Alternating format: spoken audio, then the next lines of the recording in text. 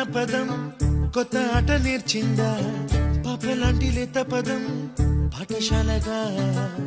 కూనలమ్మ జానపదం పల్లె దాటి వచ్చిందా చవళిల జానతనం